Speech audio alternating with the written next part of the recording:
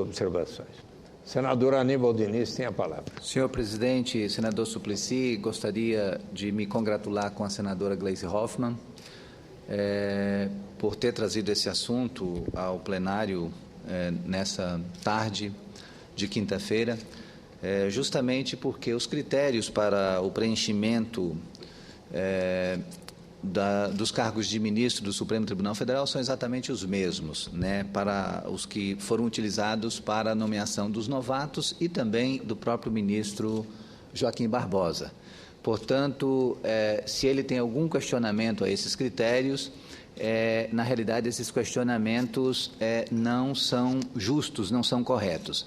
E depois, o resultado da votação daquela corte é um resultado que tem que ser respeitado pela sociedade e principalmente pelos seus membros, os seus ministros, porque não pode ser uma corte de justiçamento aonde só vale a posição em que o presidente é vencedor. Ontem mesmo havia um debate entre os ministros no sentido de que o ministro Joaquim Barbosa pouco sabe conviver com a derrota quando suas opiniões não são acatadas pela maioria. E o que aconteceu foi exatamente isso. 6 votos contra 5 fizeram com que a posição do ministro Joaquim Barbosa fosse a posição derrotada. E essa é a posição daquela corte e nós a respeitamos assim como respeitamos as outras decisões que foram adotadas naquela casa. E vamos seguir em frente porque o Brasil prossegue o seu curso com as suas instituições sendo respeitadas e elas são exatamente o retrato do nosso país e elas precisam se dar o respeito para serem respeitadas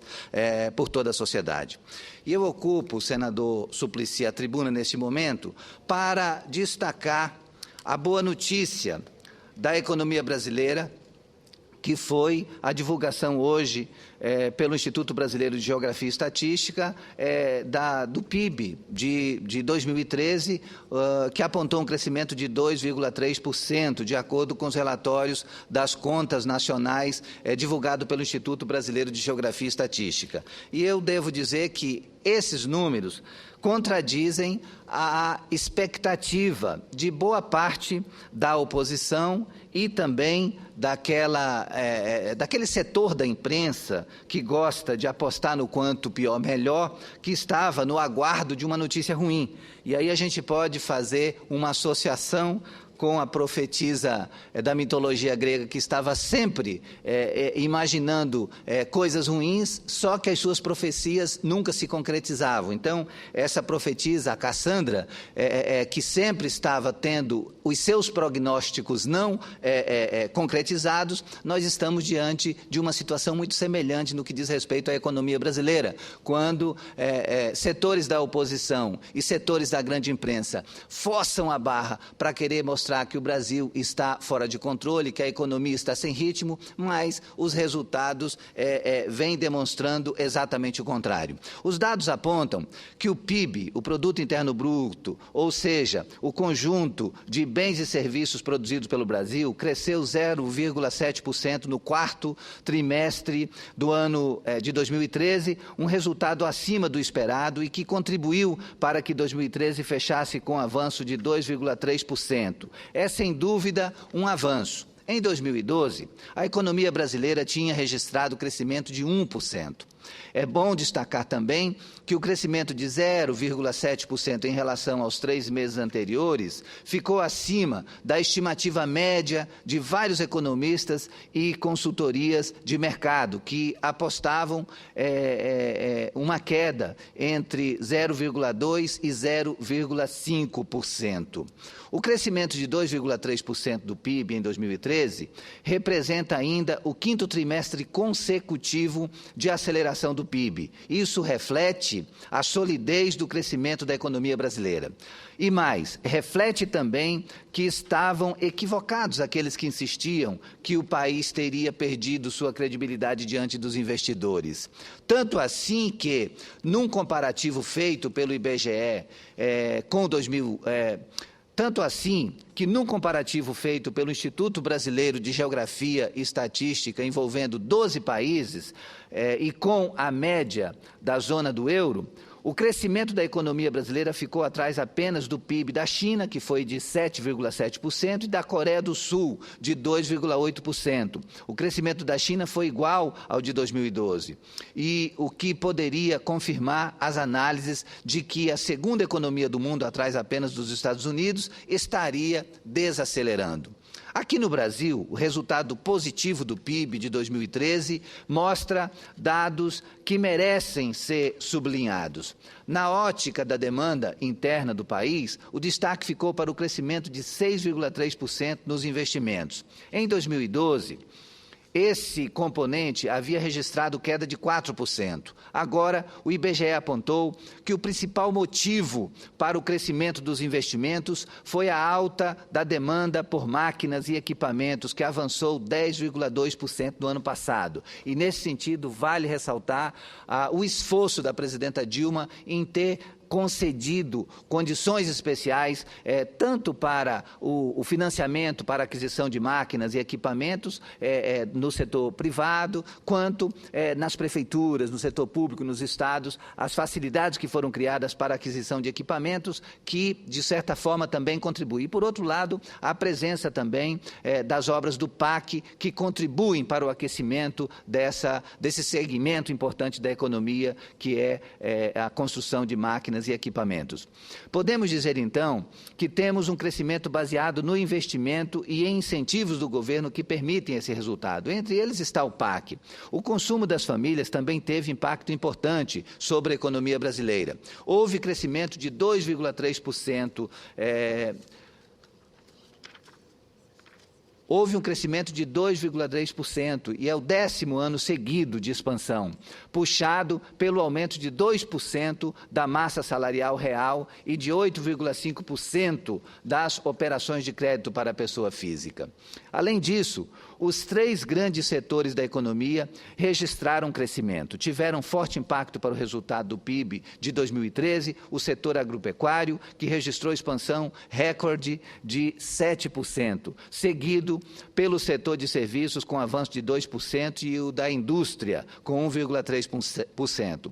Os destaques do setor agropecuário ficam por conta do aumento da produção de algumas culturas, entre elas a soja, 24,3%, cana-de-açúcar, 10%, milho, 13% e trigo, 30,4%. Na indústria, o crescimento ficou por conta da atividade do setor elétrico, gás, água, esgoto e limpeza urbana, 2,9%.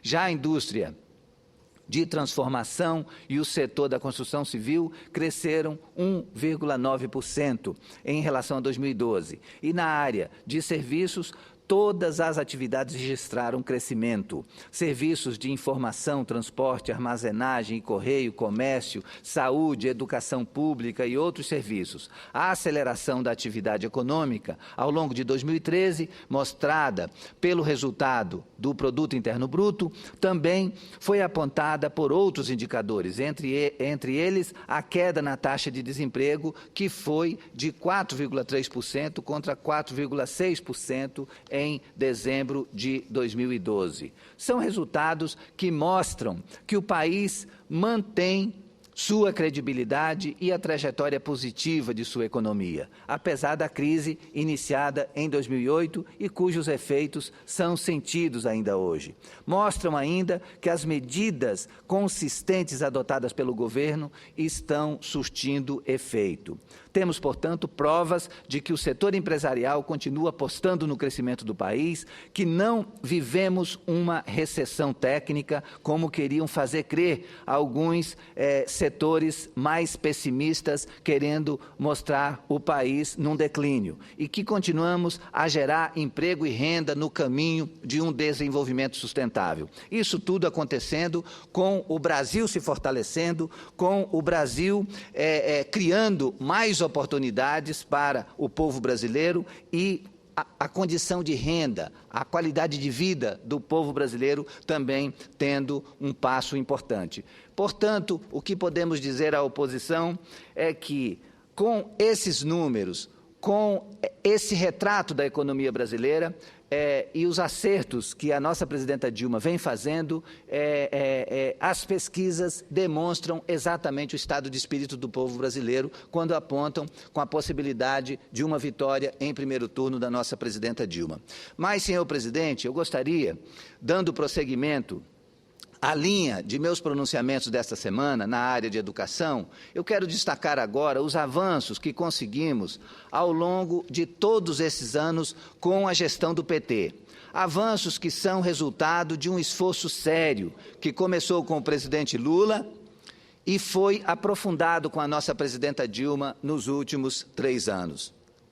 Por exemplo, dados divulgados na última terça-feira pelo Ministério da Educação revelam que a expansão do ensino integral é um dos grandes destaques do Censo Escolar da Educação Básica de 2013.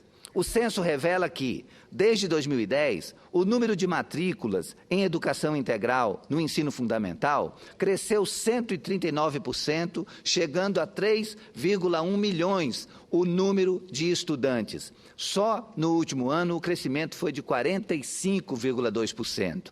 Esse aumento de alunos no ensino integral deve-se à implantação do programa Mais Educação, criado pelo Ministério da Educação para incentivar as secretarias estaduais e municipais de educação com a transferência de recursos federais e oferecer, incentivar as secretarias municipais e estaduais a oferecer a educação integral. Podemos afirmar, diante desses resultados, que a meta de ensino integral do Plano Nacional de Educação, PNE, que prevê um percentual de 25% dos alunos no ensino integral, é uma meta inteiramente factível.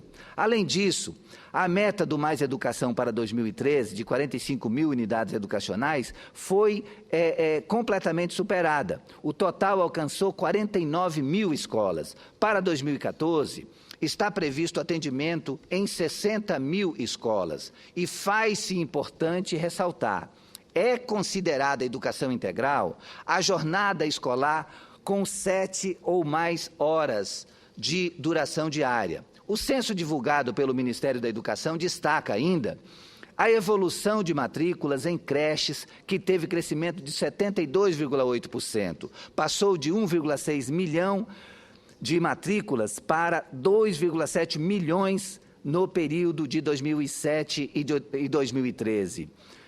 Entre 2012 e 2013, o aumento das matrículas em creche foi de 7,5%. A pré-escola também apresentou evolução de 2,2% na quantidade de matrículas entre as duas últimas edições do censo, chegando a quase 5 milhões de crianças matriculadas, um total exato de 4.860.481 crianças matriculadas. Outros avanços importantes foram conseguidos na educação profissional. O número de matrículas foi de 1,4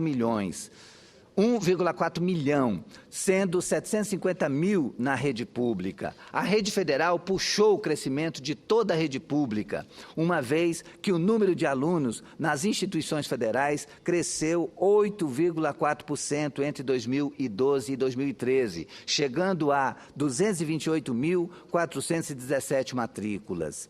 Em relação a 2007, o crescimento da rede federal de ensino foi de 108%, por exemplo, número superior aos 78,5% registrados na rede privada, que também apresenta expansão no ensino técnico e chegou a 691.376 matrículas em 2013. Os dados do censo revelam, então, o resultado das políticas públicas e programas governamentais voltados à ampliação da oferta educacional. Sinalizam uma mudança de paradigma, com acesso mais cedo, por meio da expansão do ensino infantil e maior permanência diária na escola, por meio do ensino integral. Também podemos destacar que, ao longo da década de 2000, as políticas públicas de educação profissional e tecnológica têm sido resgatadas e fortalecidas em todo o país. A guinada histórica, na prioridade dada à educação para o trabalho no Brasil, foi resultado de uma ampla articulação entre o poder público e a sociedade para reverter um quadro anterior de falta de investimentos na área. Esses investimentos têm gerado projetos de desenvolvimento inovadores, cada vez mais baseados numa cultura de empreendedorismo. No Acre, em particular, o Acre, que é o meu estado, nos últimos 10 anos foram marcados por uma revolução na educação para o trabalho. A partir do ano 2000, com a elaboração do Plano de Educação Profissional, PEP, o governo do estado do Acre iniciou a estruturação de uma rede de educação profissional e tecnológica, inicialmente desenvolvida pela Secretaria de Estado de Educação por meio da Gerência de Educação Profissional. Com a evolução contínua e acelerada das ações estruturantes implementadas, a educação profissional adquiriu o status de política de Estado, inserida transversalmente nos programas do governo estadual. O processo de consolidação da política estadual de educação profissional culminou em 2005 na criação de uma autarquia responsável pela sua gestão. Criado como entidade autárquica estadual, com autonomia administrativa, financeira e pedagógica, surgiu o Instituto Estadual de Desenvolvimento da Educação Profissional, Dom Moacir, o Instituto Dom Moacir, vinculado politicamente à Secretaria de Estado de Educação e Esporte.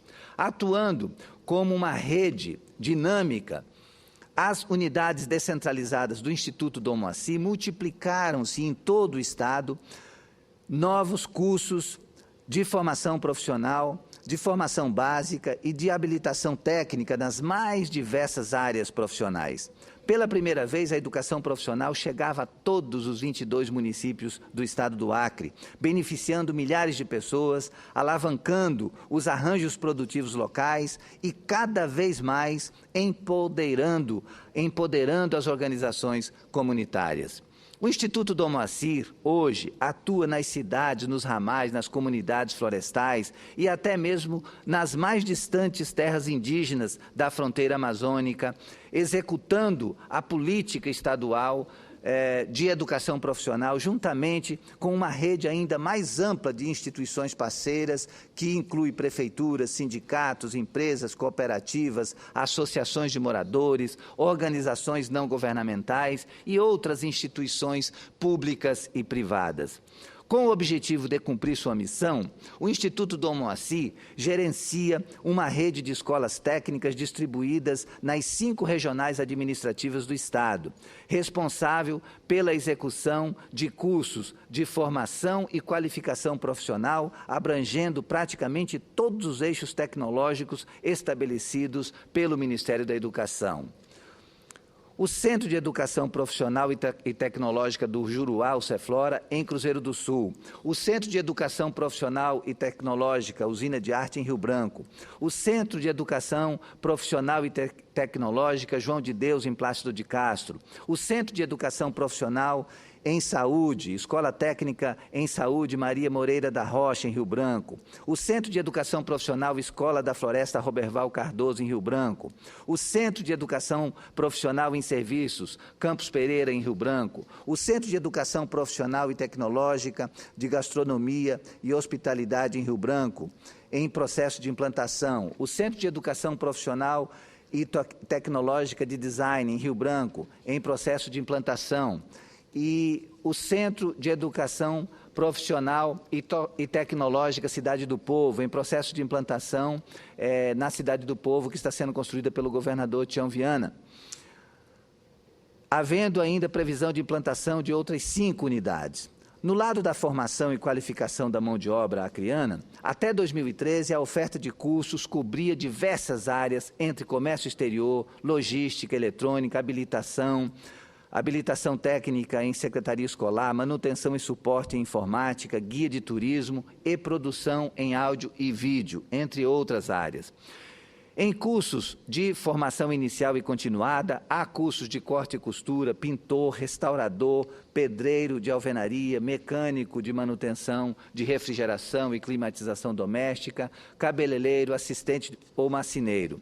Na área de educação profissional em saúde, há cursos de auxiliar de saúde bucal, técnico em vigilância em saúde, aperfeiçoamento e pós-técnico em obstetrícia neonatal, técnico em análises clínicas e outros. Além disso, a meta política do Instituto, firmada no Plano Plurianual 2012-2015, é desenvolver e servir, prever a oferta de 30 mil vagas em todo o Estado para novos cursos, mas com a adesão ao Pronatec de 2012 até o término de 2014, esse número foi ultrapassado em aproximadamente 300%, com 64.958 vagas ofertadas em todo o Estado. Veja só que no Plano Plurianual 2012-2015, para o Instituto Dom Moacir, a previsão era de um atendimento de 30 mil alunos, e esse número já chegou a 64.958 alunos matriculados que já tiveram acesso e foram beneficiados pelos cursos oferecidos em todo o sistema de educação profissional do Estado do Acre. O Pronatec é o maior programa de formação técnico-profissional com 8 milhões de alunos. Sem a adesão ao Pronatec, o Instituto Dom Moacir teria a sua existência comprometida. A previsão de captação de recursos para 2014 é superior a 50 milhões.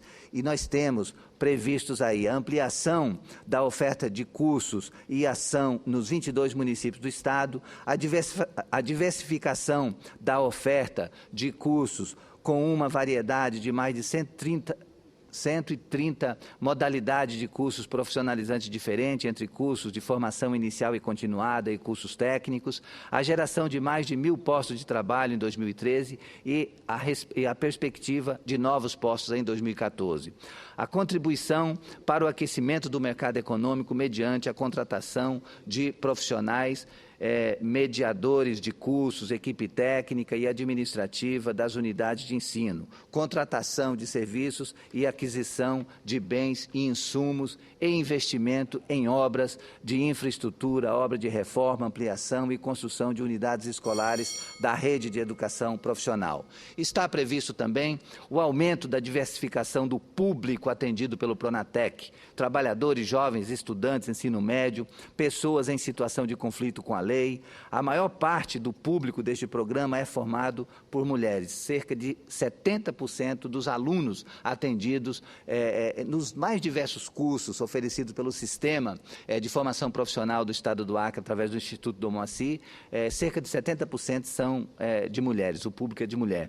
Aumento das ações diretamente nas comunidades, incluindo reforma de escolas feitas por alunos nas práticas dos cursos profissionalizantes, doações de roupas feitas por alunos e atendimento nas comunidades com ações sociais diversas, inclusive nas áreas de serviços de saúde. O Estado do Acre, representado pelo Instituto Dom Moacir, está entre os 4 estados ofertantes com melhor execução do Pronatec. Ou seja, é mais um motivo de orgulho do nosso sistema de educação do Estado do Acre, que o Acre está entre os estados que têm a execução mais eficiente do Pronatec. E queremos destacar também que, desde 2011, o Instituto Dom Moacir coordena o Programa de Design do Acre, que deu origem ao projeto de implantação da Escola de Design, trabalhando o eixo tecnológico de desenho e desenvolvimento de linhas de produtos de móveis, calçados e de látex. De 2012 a 2013, o Acre Design desenvolveu formação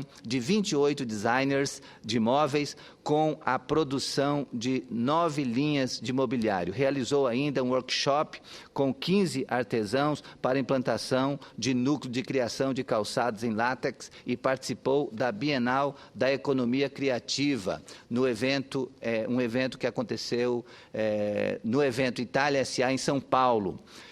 Onde exibiu as linhas de móveis e protótipos. Por todo esse exposto, senhor presidente, senhores senadores, telespectadores da TV Senado, quero reforçar o trabalho do governo federal e do governo do Acre na melhoria da educação e a atenção toda especial que tem tido na formação profissional, porque a formação profissional é aquela que ela permite ao jovem, com um período curto em sala de aula, já está em condição, já está apto a ir para o mercado de trabalho, a defender a sua sobrevivência e ajudar no fortalecimento da renda familiar.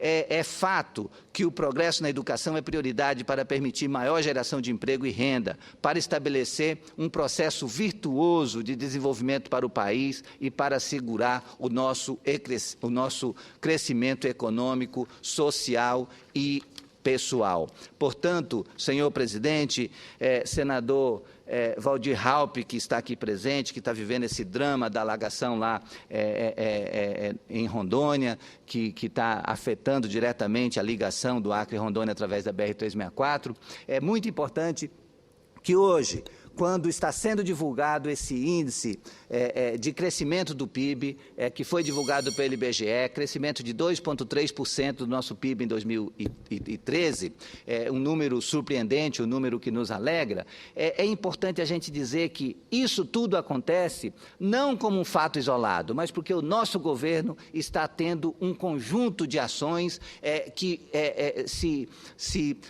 que focam no fortalecimento do país, na melhor formação do nosso jovem e também na criação das condições para que as famílias brasileiras se fortaleçam e estejam cada vez mais aptas a enfrentarem os desafios do dia a dia, para que a gente seja um país vencedor, um país forte e com um povo cada vez mais preparado para os novos desafios. Era o que tinha a dizer, senhor presidente. Muito obrigado. Muito obrigado.